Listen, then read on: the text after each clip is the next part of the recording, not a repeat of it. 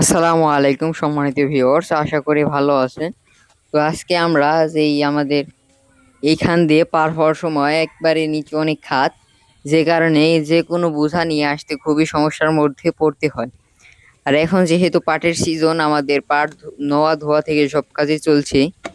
এখন পাট নোয়া ধোয়া প্রায় শেষের দিকে, আর আমাদের অল্প কিছু পাট আছে, যে কারণে আমাদের এই পাটগুলা এই নিচের একটা পুকুরের ভিতরে আমরা পাটগুলা জাগ দিয়েছিলাম, সেগুলো নোয়া পরে ধুয়ে আনার সময় খুবই সমস্যার মধ্যে পড়তে হচ্ছে। আর যে কারণে আমরা একটি চার তৈরি করতেছি। এখান দিয়ে বোঝা আনার সময় একেবারেই বিপদের মধ্যে পড়তে হয়, কেননা এখানে অনেক বড় গহীন একটা খাত। আর এই সামনে যে পুকুরটা, এই পুকুরটা থেকে আমরা পাটগুলা ধুয়ে তারপরে এই দিক দিয়ে বোঝা বেঁধে পাটগুলা নিয়ে থাকি। আর যে কারণে এখন এইখানে চারটি তৈরি করব। আগে একটা চার আমরা এমনি একটা চঙ্গ দিয়ে চারের মতো তৈরি করছিলাম, সেটা খুবই নিচা হওয়ার কারণে পারাপার হতে খুবই কষ্ট করা হচ্ছিল। আর যে কারণে এখন চারটি বাঁশ দিয়ে সুন্দর করে একটি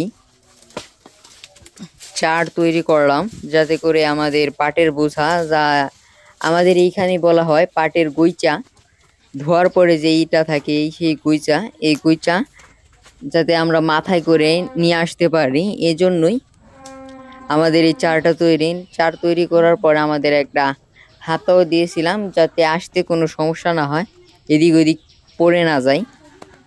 আর এইখানে অনেকটাই গহীন, যার কারণে আমরা চার দিয়েছিলাম। এখান দিয়ে আমাদের পানি যাওয়ায়, এই পাশের পানি ওইদিকে পাঠানোর জন্য একটা নালের মতন খনন করা হয়েছিল অনেক আগে থেকে। সে কারণে এখান দিয়ে পারাপার হতে কষ্ট করা হচ্ছিল এত যাবৎ, এজন্য এখানে একটি চার তৈরি করলাম, যাতে করে পার হতে পারি। এই যে সেই পুকুর, এখান থেকে আমরা পাটগুলা ধুয়ে তারপর ওই চার দিয়ে আমাদের বাড়িতে নিয়ে রাখি। এখন যেহেতু এই চারটা তৈরি করলাম, এখন আমাদের বোঝা পার করতে তেমন কোনো সমস্যা হবে না। এখান থেকে আমাদের এইখানে গইচাগুলা বেঁধে রাখা হয়েছে, যাতে পানিগুলা ঝরে যায়। এইভাবে গইচা বেঁধে খাড়া করে রাখলে একেবারে অতি দ্রুতই গইচার যে মানে পাটের ভিতরে যে পানিটা থাকে ওটা শেষ হয়ে যায়, আর গইচাটা নিতে খুব একটা সমস্যা হয় না। অতিরিক্ত পানি থাকলে গইচাগুলো অনেক ভারী থাকে, আর যে কারণে আমরা গইচা বেঁধে খাড়া করে রাখি, যাতে করে গইচার পানি সব সরে পড়ে যায়। তো আজকের মতো এই পর্যন্তই। যদি আমাদের এই কৃষি বিষয়ক ভিডিওটি ভালো লাগে, তবে অবশ্যই আমার পেজটিতে ফলো দিয়ে পাশে থাকবেন। পাশাপাশি ভিডিওতে একটি লাইক, কমেন্টস ও শেয়ার করে অন্যদের মাঝে ছড়িয়ে দেবেন।